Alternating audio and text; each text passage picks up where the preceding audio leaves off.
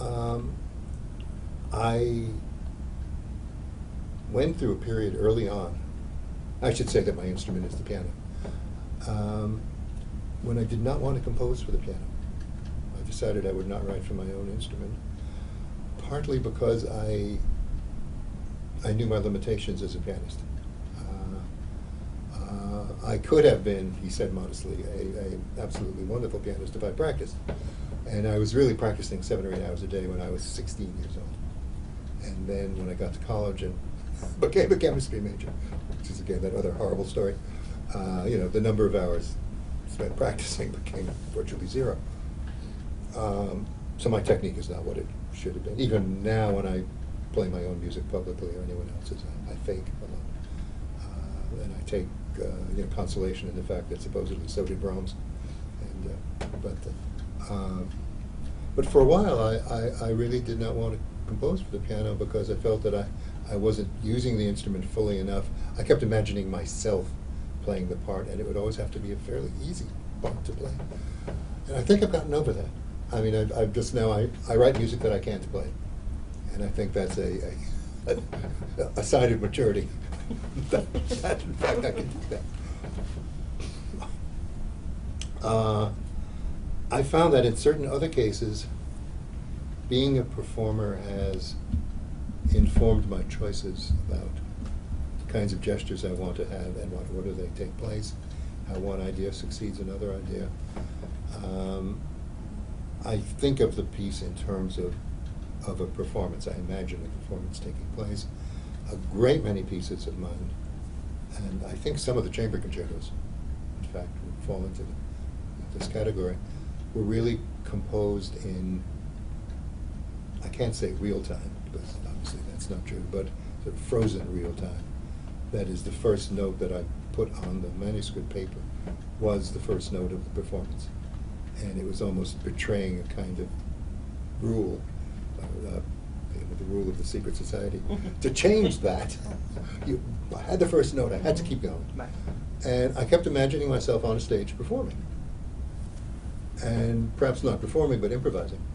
And one of the cardinal, again, I hate to use the word rule too often, but what one learns as an improviser is that no matter what's happened, you can't take it back. You make use of it. You have to find something else which makes the mistake you just made sounds as though it isn't a mistake, which in fact verifies it.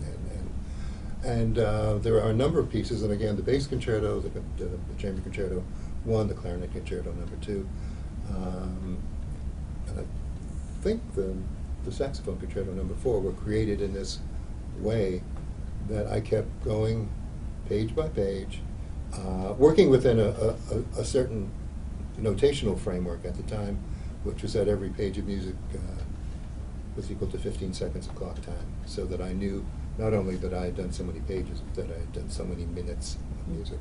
And I would go back every day. I'd come and, well, I'd reach page 19, and I'd go on to the whatever it was, the 4 minutes and 15-second mark, and I'd kind of sing it through or play it through mentally up to the point, and then what could follow this?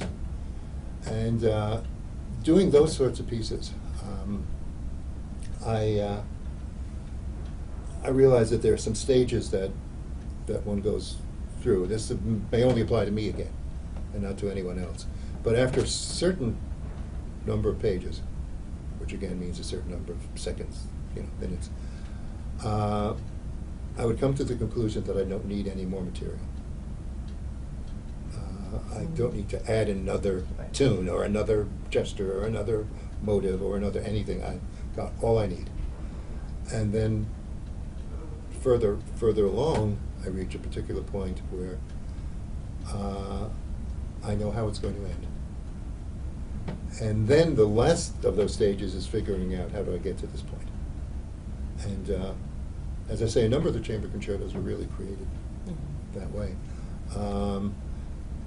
I have to add to that, though, that now that I'm working with the Sibelius software, and this particularly new piece that's just been created, all of that is thrown out the window, because having the ability to make tiny changes, to tweak you know, I'm on bar 431 of the piece, but I can go back to bar 4 and change something so that it matches. It's a completely different way of thinking about composing for me. So you don't think of it as being as set in stone Yeah. as it used to be? And it's no longer in, quote, frozen time, Right. frozen real time. It's looking at the entire canvas, you know, as though a visual artist had this Mhm. great big thing, and so there's something up there in the upper left that needs a little tweaking.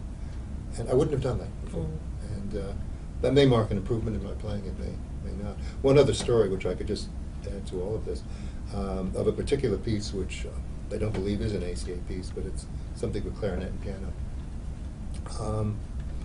And it was composed so that the pages could be shuffled.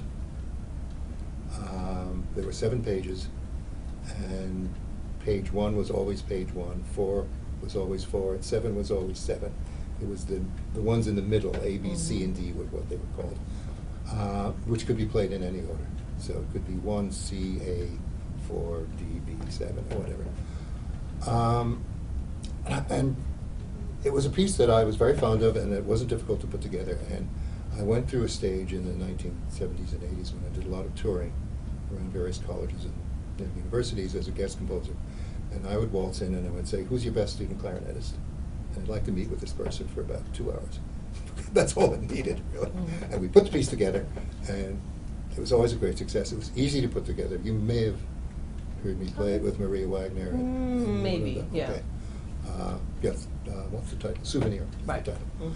Mhm. When it came time for the piece to be published, and it was going to be published by Morgan, and it was Gunther Schuller who said, you know, having 7 loose pages, you need a box to put them in, and you need a ribbon to hold the box. You need to, Elliott, make up your mind. How do you want it to go? Find one format. And I thought back to all the hundreds of times I've performed that piece. I always performed it the same way. Really? I Wow. favored one of them as a Oh. performer. Hmm. As a composer, the whole idea of having fluidity and flexibility, and you know, it was a very sexy idea. But as a performer, there was one way I wanted to do it, and that's the way it was eventually published. So that's how Okay. the performer Right. part of the persona influences the composer part. Good to know. Okay, All right. Well, thank you. you're very welcome. It's been I fun to think do. we're done. Thank you.